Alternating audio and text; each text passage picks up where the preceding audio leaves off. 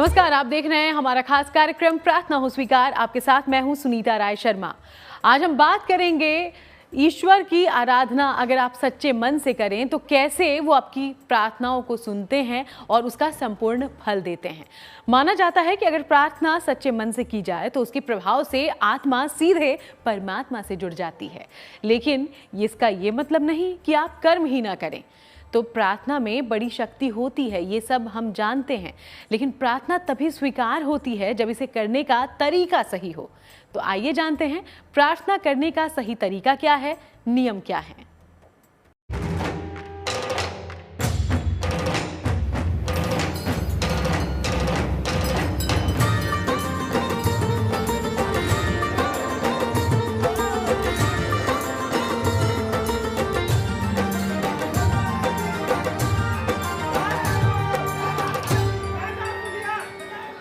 परमेश्वर का आह्वान है प्रार्थना। वो मन्नत फल जानी है, मतलब की दुनिया अपने इष्ट देव को पुकारना है प्रार्थना से बड़ा कोई दानी है। भगवान की स्तुति और चरण वंदना है प्रार्थना।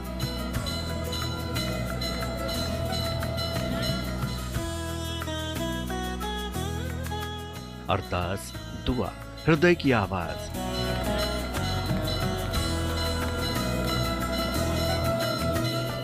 ईश्वर को अपने दिल की बात कहना, यही तो है प्रार्थना।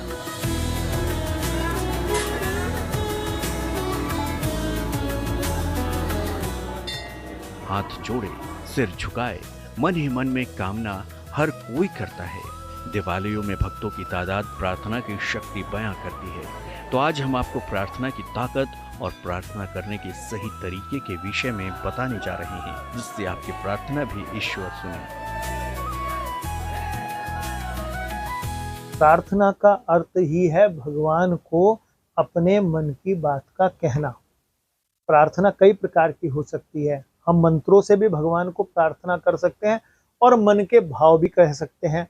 चाहे हमारे आंखों से आंसू बह रहे हैं और मुंह से एक शब्द भी ना निकले, पर भगवत भजन करना, आध्यात्मिक रूप से मंत्रों का जाप करना या अपने मन की बात अपने इष्ट के आगे, चाहे उनकी मूर्ति है या आकाश में विचरने वाली हमारी शक्तियां जो है पराभौतिक, उनके आगे हम अपने मन की बात करते हैं, उसको कहते हैं प्रार्थना।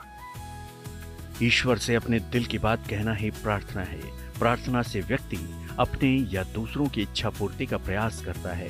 तंत्र, मंत्र, ध्यान और जाप भी प्रार्थना का ही एक रूप है। प्रार्थना छोटे स्तर पर काम करती है। प्रार्थना की वजह से प्रकृति में आपके अनुरूप बदलाव आते हैं। कोई प्रार्थना एक साथ कई लोग करें तो वो ज्यादा प्रभावशाली होती है। एक साथ प्रार्थना करने पर प्रकृति में तेजी से बदलाव होता है। हम अपनी मेहनत और दिमाग से काबिल तो बन जाते हैं, लेकिन कभी कभी कुछ मौकों पर हमारी काबिलियत भी हमारे काम नहीं आ पाती। यानी जब बुरा दौर आता है, और इंसान की फितरत ही ऐसी है कि बुरे दौर में ही उसे ईश्वर की याद आती है और वो उनकी शरण में जाकर उनसे अपनी कामना पूर्ति की प्रार्थना करने लगता है। कभी कभी लगता है कि आप सच्चे मन से प्रार्थना कर रहे हैं, फिर भी ईश्वर आपकी कामना क्यों नहीं सुन रहे। तो अगर आप इस स्थिति में हैं, तो हम आपको बताते हैं कि आखिर क्यों कभी कभी प्रार्थनाएं नाकाम हो जाती हैं। एकमात्र कारण ये होता है कि जब हमारे लोभ, मोह और स्वार्थ जुड़ जाता है हमारी प्रार्थना से, फिर वो प्रार्थना नहीं है, वो कामनाएं हो जाती हैं। इसी कारण से अनसुनी रह जाती है। और दूसरी बात, जैसे हनुमान जी का ही उदाहरण है, वहां जाके आप हनुमान जी को हनुमान जी का चरित्र सुनाए, सुंदरकांड का पाठ करें, तो भगवान को आनंद नहीं आता उतना।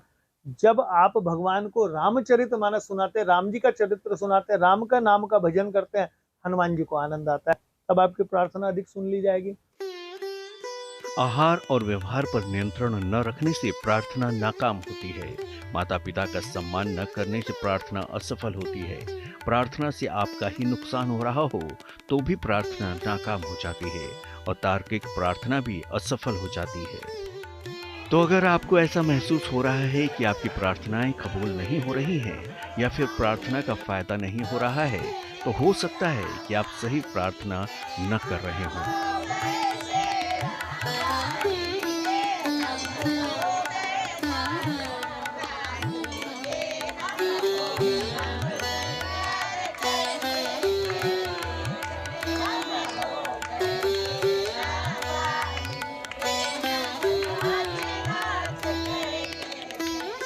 सबसे पहले तो अपनी कामनाओं को कंट्रोल करें, सबसे पहले मन की भावनाओं को शुद्ध करें। और अगर मंत्रोक्त आप प्रार्थना कर रहे हैं यानी कि मंत्र जाप कर रहे हैं तो वो शुद्ध करें। आचरण की शुद्धता, मन की शुद्धता, कहा गया है ना कि तन से मन से जब आप इनको शुद्धता से करेंगे तो तुरंत से पहले आपके कार्य सिद्ध हो जाएंगे। चलिए हम आपको बताते हैं प्रार्थना से जुड़े नियम।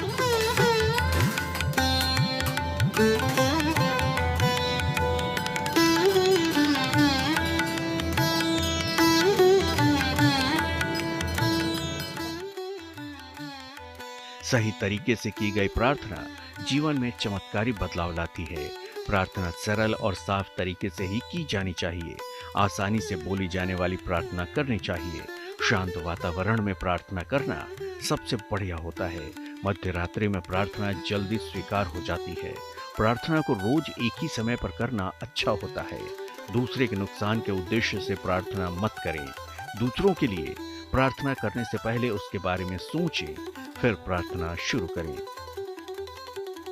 सबसे पहला तो मनोकामना पूर्ण होती है। आप भले ही निष्काम होकर प्रार्थना करेंगे पर कहीं ना कहीं भगवत प्राप्ति भी एक कामना ही है, मोक्ष प्राप्ति भी एक कामना ही है। प्रार्थना करने का अर्थ ही है हमारी कामना, लेकिन क्षुद्र कामनाएं ना होना। एक बार अगर आपने प्रार्थना करी अनसुना हो, इसका अर्थ ये नहीं कि भगवान आपकी सुनने ही रहे। कई बार आपका परीक्षा भी हो रही होती है कि खाली कामना से कर रहा है कि मन के हृदय से कर रहा है। अगर आपने ये नियम अपनाए तो यकीन मानिए आपकी प्रार्थना चाहे जो हो, चाहे आप धन संपत्ति चाहते हो, संतान की इच्छा रखते हो या फिर अच्छी नौकरी चाहते हो, सभी तरह की इच्छाएं जरूर पूरी होंगी।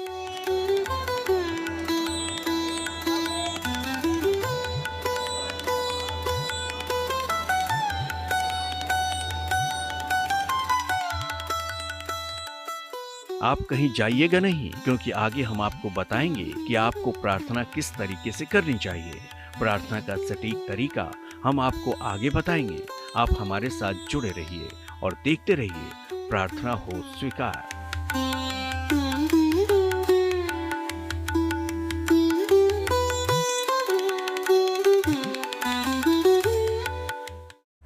तो प्रार्थना भक्त को परमात्मा से जोड़ने का मार्ग है, क्योंकि ये आत्मा और परमात्मा के घनिष्ठ संबंधों को दर्शाती है। प्रार्थना से जुड़े कई पहलू हैं जो आपके लिए जानने जरूरी हैं।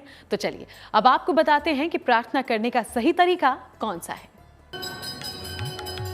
कबीरदास जी कहते हैं कि दुख में सुमिरन सब करे, सुख में करे न कोई। जो सुख में सुमिरन करे तो दुख काहे को होए। जब हम ये कहते हैं कि अब किसी के बस का कुछ नहीं रहा, अब तो भगवान ही करें, तो ये भावना हमारी जुड़ी हुई है कि एक ऐसी पराशक्ति है जो हम लोगों की क्षमताओं से अधिक ऊपर है। तो निश्चित वो ऐसा होता है। जब हम नहीं कर रहे होते तब भगवान ही करता है। तो निश्चित आपके मन की भावना भगवान तक पहुंचती है जब आप निर्लिप्त हो जाते हैं, जब आप निर्विचार हो जाते हैं। प्रार्थना तुरंत से पहले मंत्र बन जाती है जब आप शुद्धता से बात करते हैं। ये हमारी आस्था ही है जो कहती है कि यदि हमारे कर्म अच्छे हैं तो आए हुए संकट में भी ईश्वर हमें बचा लेते हैं। और ये सब हमारी प्रार्थना की शक्ति का ही कमाल होता है। और वो शक्ति तब और बढ़ जाती है जब कई लोग एक ही प्रार्थना एक साथ करते हैं।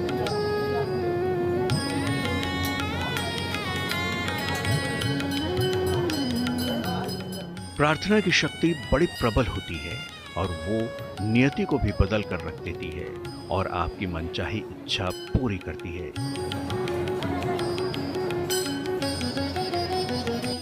शब्द भी आवश्यक नहीं है, मन की भावना ही भगवान तक पहुंच जाती है। नेत्रों से अश्रु बह उठते हैं। आपने कई मंदिरों में देखा होगा, भावना में लोग पागल हो जाते हैं। केवल आंख बंद है भगवान की ओर अपनी भावना का मन ही मन। वो रस ऐसा है भगवान से जब संबंध जुड़ता है कि जो हर प्रार्थना हर मंत्र से ऊपर है। परंतु कुछ विधि हैं। अगर मन की इतनी आपकी ऊर्जा नहीं पहुंच पाई तब आप मंत्रों से, जैसे भगवान शिव से अपनी मन की इच्छा मांगने के लिए ओम नमः शिवाय मंत्र के साथ जल ही चढ़ा रहे, तो आपकी मनोकामना भगवान तक पहुंचती है। लेकिन सवाल ये उठता है कि आखिर कैसे करें प्रार्थना। तो चलिए आपको प्रार्थना करने का सही तरीका बताते हैं।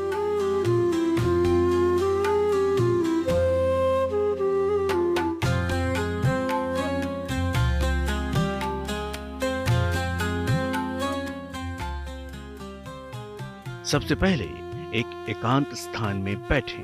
उसके बाद अपनी रीढ़ की हड्डी को बिल्कुल सीधा रखें। फिर सबसे पहले अपने इष्ट, गुरु या ईश्वर का ध्यान करें। उसके बाद जो प्रार्थना करनी है उसे करें। अपनी प्रार्थना को गोपनीय ही रखें। जब भी मौका मिले अपनी प्रार्थना दोहराते रहें। सबसे पहले तो प्रार्थना करने के लिए आपका मन शुद्ध होना चाहिए।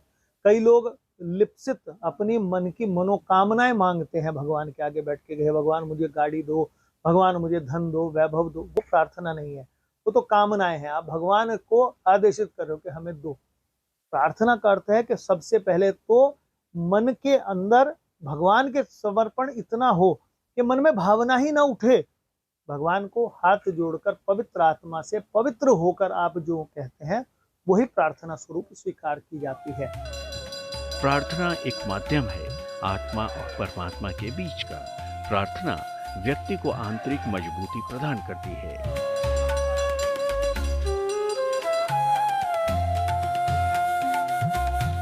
प्रार्थना व्यक्ति के विचारों और इच्छाओं को सकारात्मक बनाकर निराशा और नकारात्मक भावों को नष्ट कर देती है। बस सच्चे मन से अपने ईश्वर को याद करके प्रार्थना करें और बार बार प्रार्थना करें, क्योंकि सच्चे मन और दिल से निकलने वाली प्रार्थना ईश्वर जरूर सुनते हैं। लेकिन प्रार्थना का अर्थ ये नहीं कि आप कर्म छोड़ दें। तो अब समझिए प्रार्थना में बसी रहस्यमयी शक्तियों के बारे में। प्रार्थना में सकारात्मक ऊर्जा का प्रवाह होता है। प्रार्थना करने से मनुष्य भाग्य के भरोसे नहीं बैठता। कर्म का स्थान प्रार्थना नहीं ले सकती। प्रार्थना का स्थान कर्म नहीं ले सकता। आप सबसे पहले अपने आचरण की शुद्धता, मन की शुद्धता चाहते हैं तो प्रार्थना ही आपको वो देती है। और प्रार्थना में इतनी शक्ति है कि भगवान आपको हृदय में सुनते हैं। कुछ स्थान विशेष होते हैं, सिद्ध पीठ होते हैं। भगवान शिव के जो स्थापित है ना, प्रकट स्वयं प्रकट है ना, भगवान के शिवलिंग हैं। कुछ स्थान ऐसे हैं जहां आप जाके छोटी सी भी बात कहते हैं भगवान को हृदय में सुनाई दे जाती है, तुरंत आपकी बात सुन लेते हैं। प्रार्थना ईश्वर के साथ संबंध को गहरा करती है। प्रार्थना व्यक्ति को उसकी इच्छाओं को परमेश्वर की इच्छा के साथ जोड़ने में मदद करती है। चलिए अब आपको बताते हैं कि प्रार्थना करने के लाभ कौन से हैं और किस तरह से प्रार्थना न सिर्फ हमारी रक्षा करती है बल्कि हमारे व्यक्तित्व में भी चार चांद लगाती है।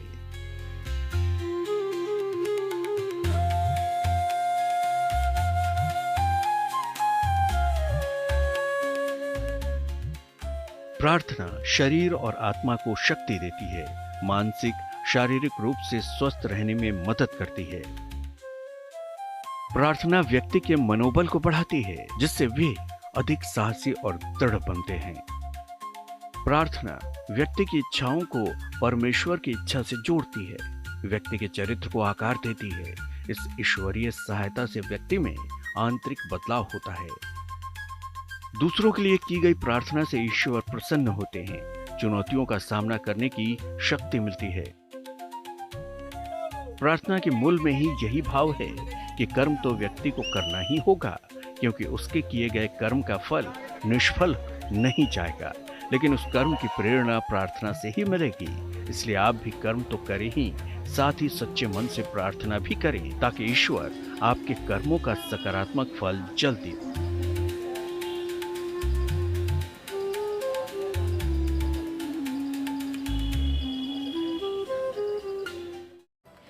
प्रार्थना से न सिर्फ हमारा मन निर्मल होता है बल्कि ये ईश्वर के साथ एकाकार करने का माध्यम भी है। सभी धर्मों में प्रार्थना करने का बड़ा महत्व है। सभी धर्म गुरुओं और संतों ने प्रार्थना को मोक्ष का द्वार कहा है। प्रार्थना की शक्ति को अगर आपने समझा तो ईश्वर की कृपा हमेशा आप पर बनी रहेगी।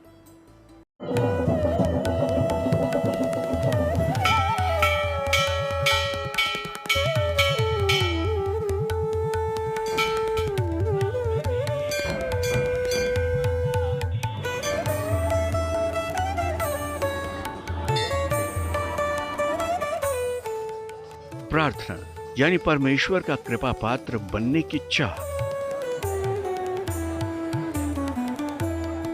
प्रार्थना यानी ईश्वर से संकट में रक्षा करने का वर मांगना।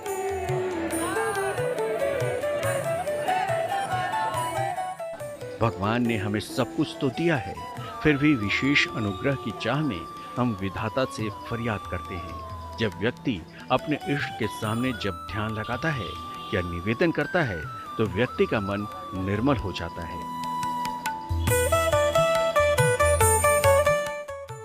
प्रार्थना से हमारा मस्तिष्क स्वच्छ विचारों को धारण कर स्वस्थ बनता है। प्रार्थना से हमारे मनोविकार दूर होते हैं। प्रार्थना हमें विनम्र और विनयी बनाती है। प्रार्थना मन में ऊर्जा का संचार करती है। प्रार्थना ईश्वर में लीन होने का एक माध्यम है। सबसे सुंदर तरीका तो यह है कि किसी मंदिर, क्योंकि सूर्य मंदिर का आकार इस प्रकार का होता है कि जब आप वहां बैठ के कहते हैं तो वो कई गुणित होकर भगवान तक जाता है या ईश्वरीय शक्तियों तक जाता है। इसके अतिरिक्त गंगा आदि पवित्र नदियां हैं, उनके तट पर भी बैठकर जब आप प्रार्थना करते हैं तो भी वो कई गुना हो जाता है। एक और पवित्र स्थान है गौशाला या गुरु का स्थान, वहां पर भी बैठ के करने से आपके मन की प्रार्थना कई गुना होकर ईश्वरीय शक्तियों तक पहुंच जाती है। प्रार्थना की सार्थकता वर्तमान समय में बहुत अधिक है। प्रार्थना हमें अपने मन मस्तिष्क को एकाग्र करने का अभ्यास कराती है, जिससे आप अपनी मंजिल पा सकें, या फिर आपने जो चुनौती स्वीकार की है, जो संकल्प किया है, उसे आप सफलतापूर्वक पूरा कर सकें। लेकिन यहाँ ये समझना भी जरूरी है कि प्रार्थना का अर्थ याचना नहीं है।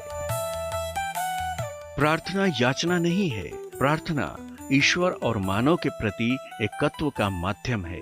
प्रार्थना आत्मा की पुकार है। प्रार्थना आत्मशुद्धि का आह्वान है। जब हमने अपनी शक्तियों से, ऊपर की शक्तियों से कहीं संबंध स्थापित करना हो, मन की कोई बात कहनी हो, सर्व जो हमारे पितृ हैं यानी कि नारायण, शक्ति, आदि शक्ति, उन पराशक्तियों से हमने संबंध जोड़ना हो, जब ये लगे कि इहलोक के अंदर तो कहने वाला या सुनने वाला कोई नहीं है और हमारे मन की इच्छा ऐसी है जो वही पूर्ण कर सकते हैं, या विवश हैं आप अपने मन की बात जिसको कह रहे हैं वो सुन भी नहीं रहा, तब हम उस ईश्वरीय लोगों से, ईश्वरीय शक्तियों से साक्षात्कार करने के लिए हम अपने मन की भावना उनको कहते हैं। प्रार्थना हमारे भीतर विनम्रता को निमंत्रण देती है। ईश्वर से प्रार्थना करना दरअसल कर्म को ईश्वरीय मार्ग से जोड़ने की कोशिश है। ज्योतिषी मानते हैं कि ईश्वर से की गई प्रार्थना से आंतरिक बल मिलता है, जिससे मुश्किल से मुश्किल काम आसान हो जाता है। तो आप प्रार्थना की शक्ति पहचानिए और ईश्वर से जुड़कर अपना जीवन सरल और सुखद बनाइए। Bureau report, good news today.